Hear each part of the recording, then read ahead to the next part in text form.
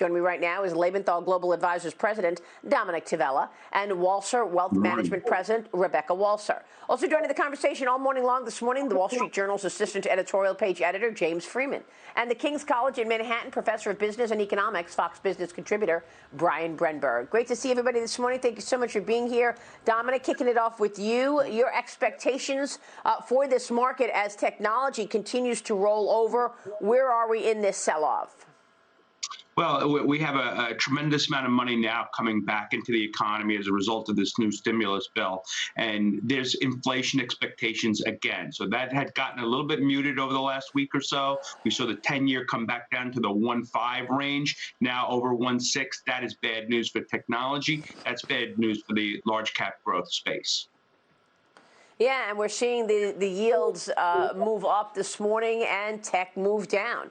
Rebecca, what's your take on this? President Biden signed his administration's $1.9 trillion COVID relief package into law yesterday. $1,400 direct payments could be deposited into bank accounts as early as this weekend.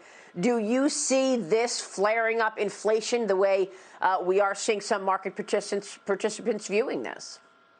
Absolutely, Maria. If you look at what happened in January, which is a $600 stimulus check, we got a 2.4% personal spending increase in the month of January. And this time we're getting $1,400, and that's for adults as well that are basically dependent on some kind of caretaker. So it's going to be more people this time at $1,400.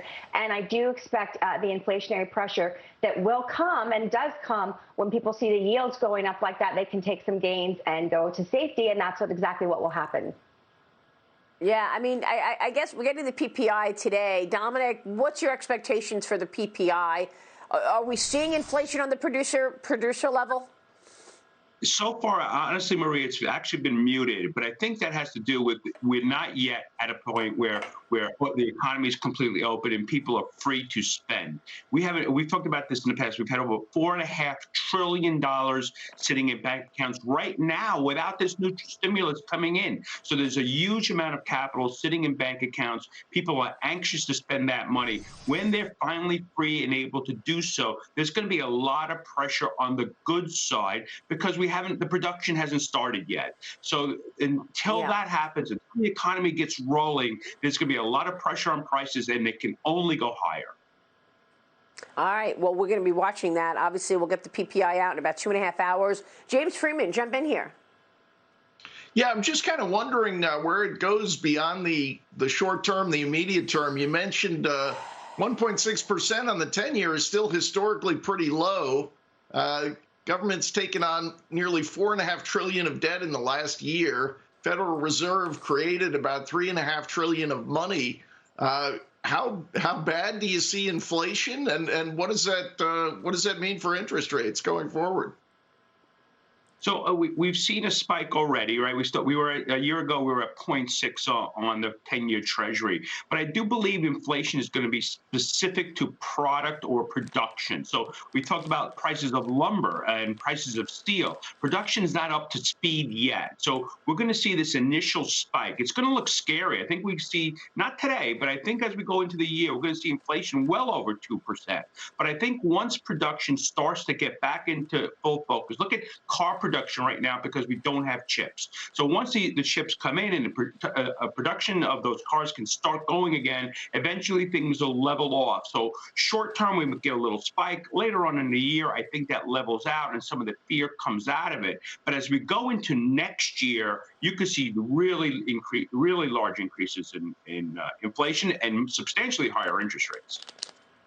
Yeah, I mean, you also have this idea that all adults will be eligible for the vaccine come May 1st, Rebecca. That was a big statement from President Biden last night. Your take on that as it leads to a further opening of this economy and a normalization that we're all hoping for? It's actually kind of surprising, Maria. I mean, that's 6 weeks away, and you're talking about every adult in America in 6 weeks is going to have the opportunity to get the vaccine. I mean, the logistics of that, I hope that's already there because that would be almost impossible to get done in 6 weeks. But Obviously, the more confidence, I don't think it's about a vaccine or anything, because the survival rate on this thing was so high anyways. It's about the consumer having the confidence to get back out and spend and travel, and hopefully businesses to have conferences again, and let's open concerts and all of those things that we're just not doing, and we're 70% consumer-driven economy. We must get back out and get back to some level of normal. Whatever that is, Maria, I don't know, but it's not this. With government stimulus constantly for the last 12 months, that is not a cycle that can be perpetuated indefinitely. So do you want to buy stocks here, Rebecca?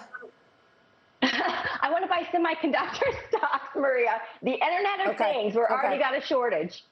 You got to be real selective. I got you. Dominic, real quick, how about you?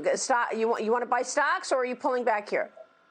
You want to be very careful, again, where you buy. We just added in the emerging market sector a pullback of 10%, made it a buying opportunity for us. All right, we'll leave it there. Dominic Tvela, Rebecca Walsher, great to see you both. Have a great weekend. Thank you so much.